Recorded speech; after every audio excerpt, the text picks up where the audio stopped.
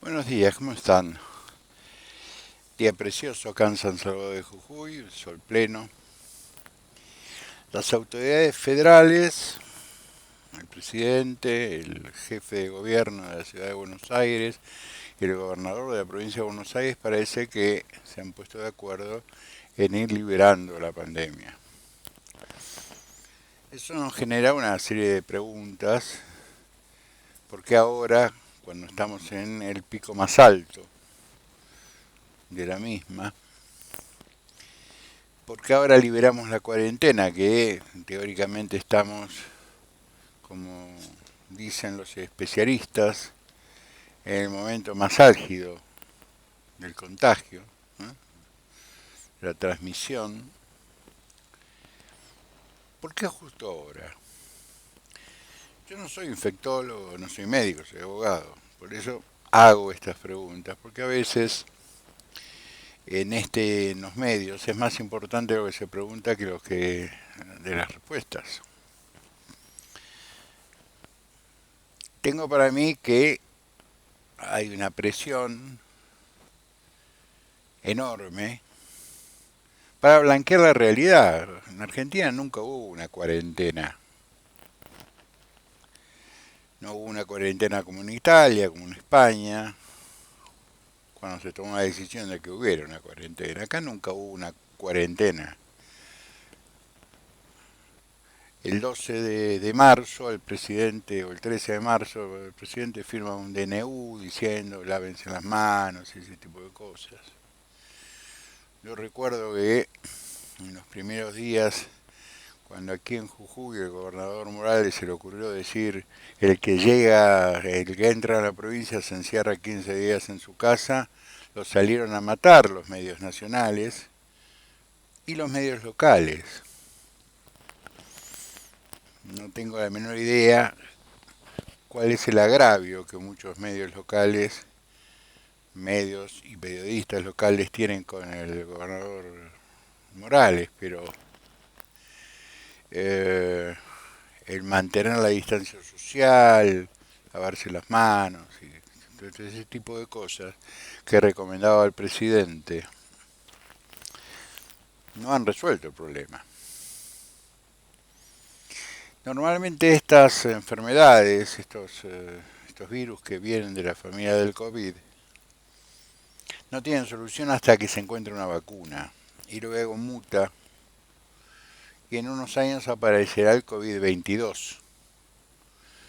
Eh, Aparentemente en 3 o 4 lugares del mundo, Inglaterra, Israel, los Estados Unidos y en el Instituto Pasteur de París, en Francia, le están encontrando la vuelta, no en el CONICET,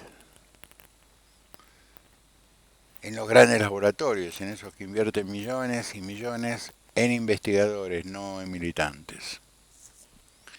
Respetando a los científicos argentinos que están en el CONICET, muchos de ellos son muy serios, pero ustedes se entienden de qué estoy hablando. Nos encontramos en un momento crítico, porque ya el daño está hecho. El promedio de edad de la gente que fallece por el COVID-19 es arriba de los 65 años, más o menos. 70, 72, 73. Ayer me comentaba una de mis hijas que la abuela de su esposo había fallecido en un hospital de la ciudad de Buenos Aires, internada por otra circunstancia, y que ya muerta se les ocurrió hacer un hisopado. No hay respuesta sobre ese hisopado, pero en realidad razonábamos, era una mujer mayor, pero habituada a salir, si no fue la cuarentena la que aceleró su muerte. Los daños ocasionados por un encierro mal planificado, sin una política sanitaria seria, los seguiremos viendo a través del tiempo. Nosotros tenemos un ministro de salud feliz, todo el mundo estaba feliz porque por fin teníamos un ministro de salud que reaccionó en el mes de marzo, cuando el mundo había advertido la existencia del COVID-19 en los primeros días de diciembre. Y la primera llamada seria, que ahora está sospechada, pero la primera llamada de la Organización Mundial de la Salud fue el 14 de diciembre. Estados Unidos el 17 de diciembre tomó decisiones de frenar y poner gente a tomar temperaturas. Acá había que llenar una declaración jurada. Si yo me sentía bien, ¿qué iba a poner? ¿Puedo llegar a ser asintomático? Algún día analizaremos con frialdad cómo ha sido la reacción del gobierno federal, que eso sí, se apropió de la cuarentena y de la pandemia. No dejó que los gobiernos provinciales resolvieran cada uno a su manera cómo iba a enfrentar el COVID. No. El primer decreto fue decir, me hago cargo de todo, es decir, voy a comprar todo yo, voy a hacer todo el negocio yo, voy a distribuir yo. Tanto es así que recordaremos los 10 equipos de respiradores que compró el gobernador de Jujuy y que le fueron incautados. Y después le mandaron 2 o 3 y ahí andan agradeciendo que le devuelvan lo que les habían sacado. Es muy difícil administrar una pandemia en estas condiciones. Yo ya había dicho que quería hablar de Jujuy. Voy a hablar de Jujuy mañana, o el sábado, o el lunes, porque mañana hay una conferencia de prensa que hace el gobernador. Todos los días, a través de Facebook, hay conferencias de prensa de distintos ministros. Pero mañana habla el gobernador. Lo hizo la semana pasada, estuvo como una hora y media. Bernstein, que es un periodista del Washington Post,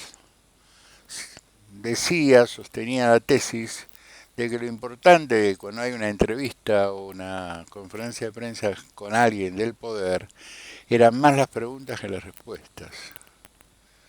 Que por lo general los políticos tienen preparado el sketch de las respuestas. El problema son las preguntas. Y por lo general las preguntas tienen que ver con la capacidad, la formación del periodista. Y muchas veces tienen que ver con sus intenciones. Por eso yo mañana quiero tranquilo ver la conferencia de prensa del gobernador de la provincia donde decidí venir a vivir, para tener más o menos claro el panorama. Estamos con problemas. Y para ir terminando, hoy hice hace un rato un hilo en Twitter. Nos están instalando al pobre Alberto. Yo desde acá, con todo respeto, le digo al señor presidente de la Nación que usted está en pleno goce y uso de las facultades que la Constitución Nacional le otorgan.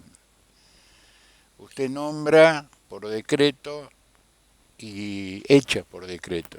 No necesita ninguna otra consideración más que la Constitución le determina.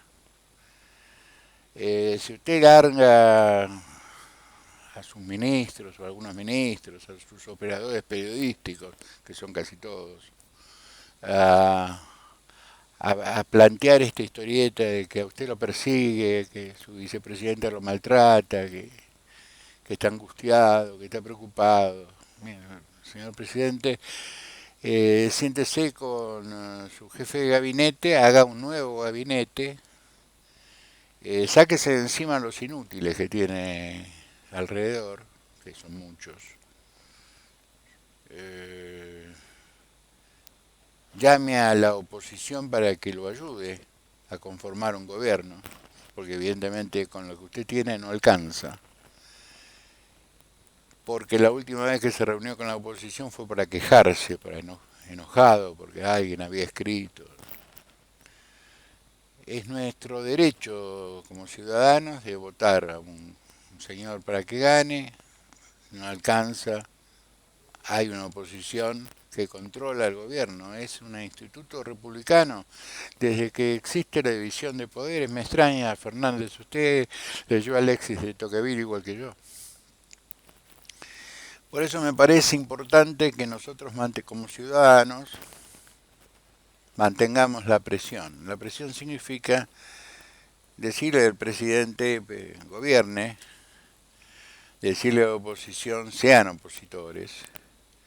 Y ser opositor no es ser el tipo más grosero de la esquina, ¿no? No es el más gritón. El opositor es el que representa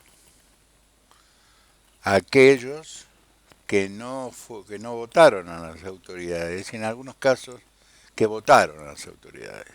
Porque si hay algo que es dinámico es el voto. Hay gente que yo he conocido que se arrepintió al día siguiente de lo que había votado. Y otros que no se van a arrepentir nunca de lo que han votado. Quería decirles esto, discúlpenme la extensión, pero me parecía que valía la pena hacer estos comentarios. Salimos de una cuarentena donde a lo mejor nunca debíamos haber entrado de esta manera. Las consecuencias y los daños que han producido y se producen por esta inutilidad, esta incapacidad manifiesta de la Administración Central, la pagaremos en los próximos años. Les mando un abrazo enorme desde San Salvador de Jujuy en un día realmente precioso. Gracias.